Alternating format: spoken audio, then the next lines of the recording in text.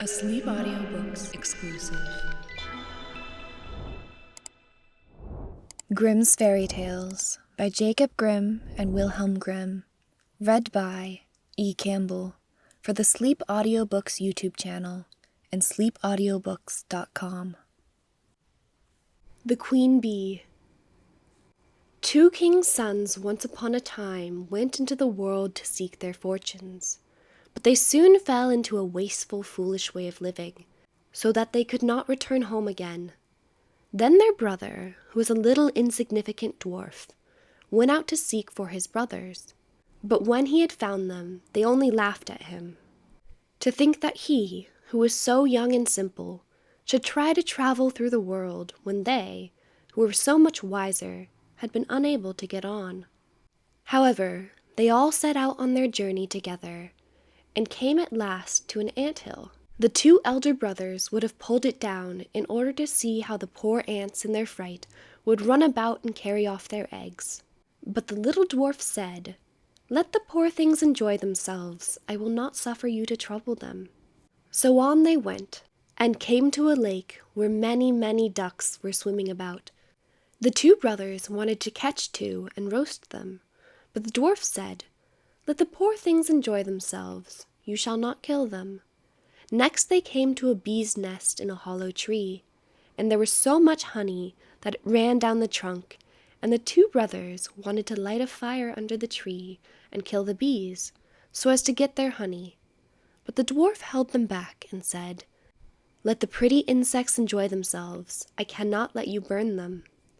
At length the three brothers came to a castle, and as they passed by the stables, they saw fine horses standing there, but all were of marble, and no man was to be seen. Then they went through all the rooms, till they came to a door on which were 3 locks, but in the middle of the door was a wicket, so that they could look into the next room. There they saw a little gray old man sitting at a table, and they called to him once or twice, but he did not hear. However, they called a 3rd time, and then he rose and came out to them.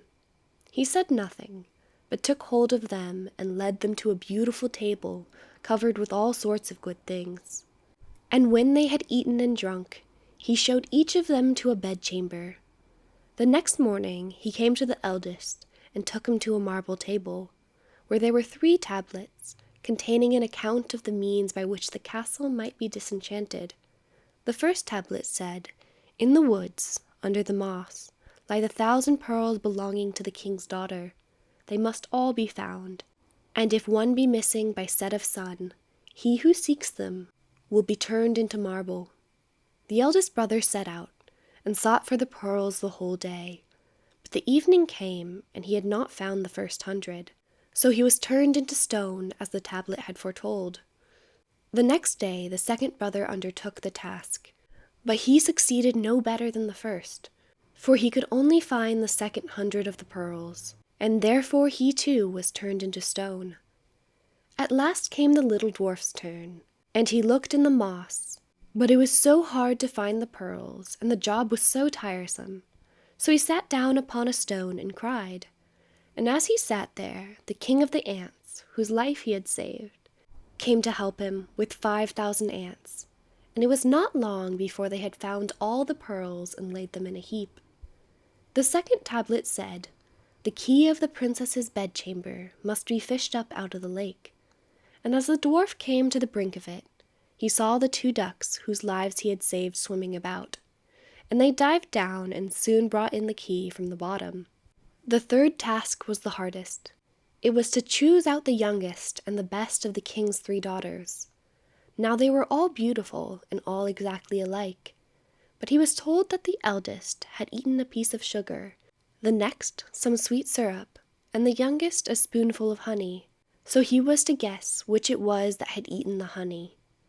Then came the queen of the bees, who had been saved by the little dwarf from the fire, and she tried the lips of all 3, but at last she sat upon the lips of the one that had eaten the honey. And so the dwarf knew which was the youngest. Thus the spell was broken, and all who had been turned into stone awoke, and took their proper forms. And the dwarf married the youngest and the best of the princesses, and was king after her father's death, but his 2 brothers married the other 2 sisters. End of The Queen Bee.